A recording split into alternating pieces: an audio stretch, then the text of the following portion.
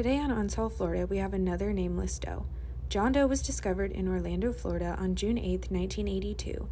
It has been too long since he was found, and we want to give him his name back. Orlando John Doe was found on the first floor of the Atlantic Bank building in the elevator shaft. The building was under construction at the time on North Orange Avenue.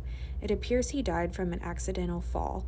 The man was stopped by a police officer in October of 1981 and June of 1982, which is the month he disappeared, and identified himself as Adam Cadmon, also claiming to be homeless.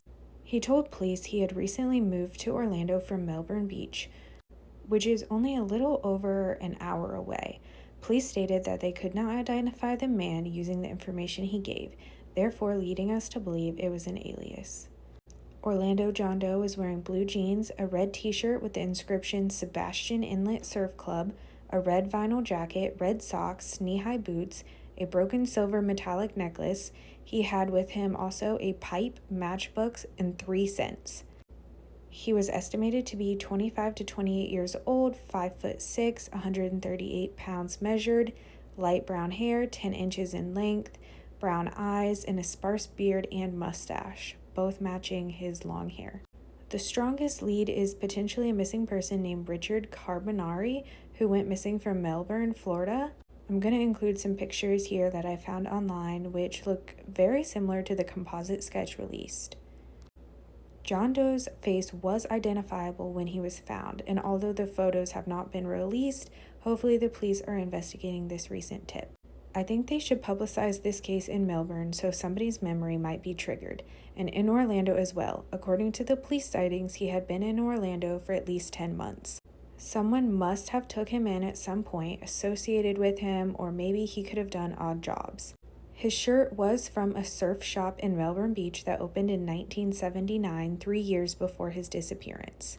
I assume they have a toxicology report from his autopsy since they collected DNA and fingerprints, plus it was an unattended death. With the items wore or found on the body, I wish they would have released more pictures, especially because it's been decades after he was found. Saying they found a pipe is pretty vague. It could have been any type of pipe. With him being from a beach town, I'm leading towards more of drugs, but you never know. I wish they publicized the shirt he was wearing because someone may remember seeing the design.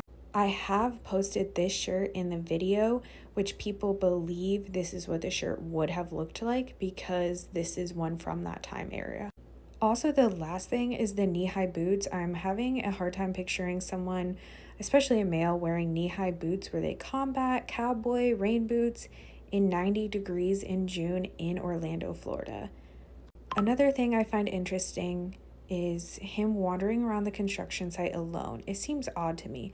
I'm sure it's possible it could have happened that way, but when people explore places like that, they usually aren't alone. I'm wondering if he had friends with him that fled after it happened and haven't spoken of it since.